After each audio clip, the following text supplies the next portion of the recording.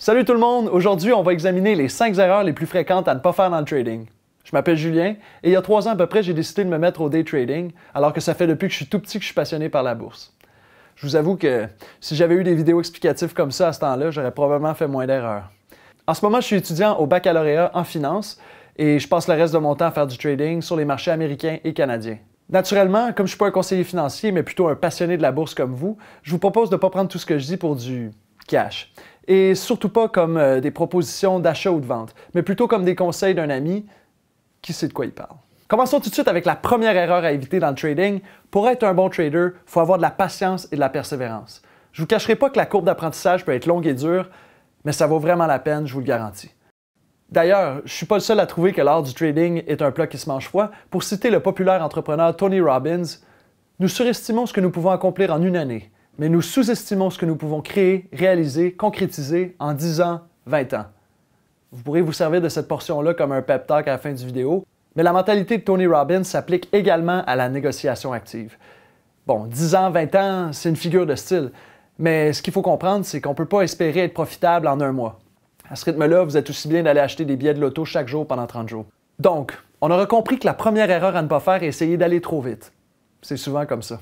D'ailleurs, on s'en rend vite compte lorsqu'on décide d'utiliser un outil comme les simulateurs.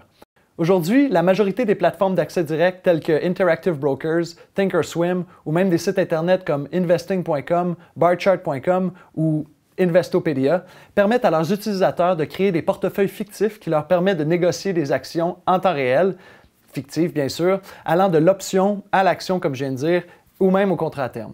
D'après moi, c'est la meilleure façon de pouvoir maximiser son apprentissage et minimiser ses risques pour ensuite attaquer le marché avec le plus d'expérience possible. Deuxième erreur à éviter pour être un bon trader est de penser que se lancer dans le trading est quelque chose de facile. Est-ce que vous sauteriez en parachute sans avoir eu des instructions au préalable? J'en doute. Grâce à l'avènement des plateformes d'accès direct, devenir un négociant actif est perçu comme quelque chose de simple.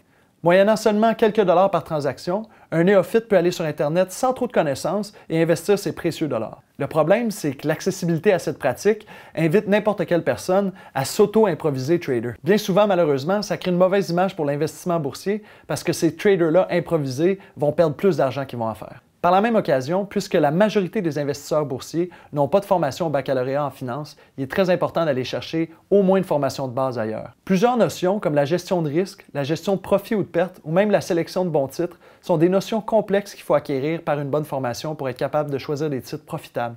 D'ailleurs, saviez-vous que toutes vos chances sont contre vous si vous choisissez au hasard des titres dans le marché?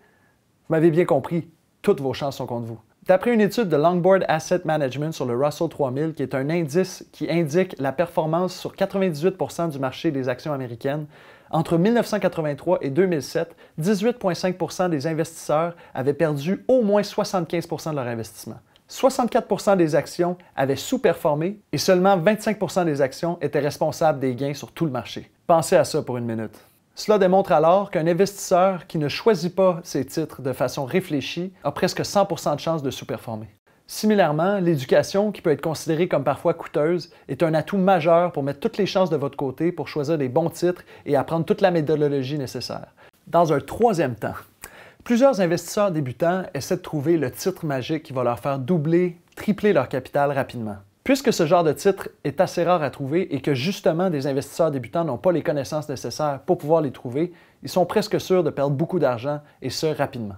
Quand on investit, il est important de se concentrer sur les rendements produits et non pas l'argent amassé. Exemple, vous placez 1000 $ et en un an, vous faites 200 $. 200 $ n'est pas un gros montant, mais au total, c'est 20 %. Il faut donc se concentrer sur le rendement produit en pourcentage annuellement plutôt que le montant. En résumé, le succès à la bourse est directement relié à la persévérance, parce que c'est avec des petits gains additionnels que vous allez gagner gros à la fin. Un quatrième facteur d'échec chez les investisseurs autonomes est le manque de discipline. Essayez de récolter les fruits d'un jardin que vous n'avez pas arrosé pendant un an. Plutôt difficile. Le manque de rigueur chez les investisseurs autonomes peut se décliner de plusieurs façons.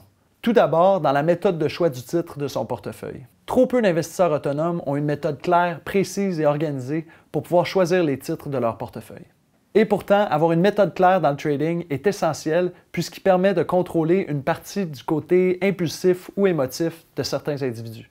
En plus, avoir une méthode efficace réduit le risque d'échec et une fois établi, vous aidera à encadrer la prise de position, la prise de profit et, de façon plus importante, la prise de perte. Et tout ça permet alors à l'investisseur de choisir de façon plus rationnelle sa position. Finalement, dernière erreur qui s'applique aux traders cette fois-ci, un peu plus expérimentés. Parfois, avec le temps et l'expérience, on a tendance à couper les coins un peu plus ronds puis à laisser de côté notre plan initial de plus suivre à la lettre. Malheureusement, plusieurs traders d'expérience se font prendre dans ce piège-là et pensent qu'ils n'ont plus besoin d'être aussi assidus qu'au départ. Laissez-moi vous dire que cette façon de penser-là les ramènera rapidement sur terre en subissant plusieurs pertes. Comme j'aime souvent dire, la bourse est un grand vecteur d'humilité, parce que c'est quand on se sent invincible qu'on commence à subir des pertes importantes. Bon, je sais que ça sonne comme une citation d'un film de Marvel en ce moment, mais c'est d'autant plus vrai, surtout dans un marché aussi instable que celui dans lequel on vit présentement. Ce qu'il faut retenir, c'est qu'en tant que négociant actif, si on ne remet jamais en cause notre stratégie pour pouvoir l'optimiser, on va se réveiller un jour puis on ne sera plus adapté à la structure du marché. Naturellement, je n'ai pas pu les aborder en profondeur et il y a bien d'autres erreurs qu'on va rencontrer quand on transige sur Internet. D'ailleurs, pour ceux qui aimeraient se protéger contre certaines erreurs, il y a des options d'achat ou de vente qui agissent comme une police de protection ou d'assurance quand vous transigez.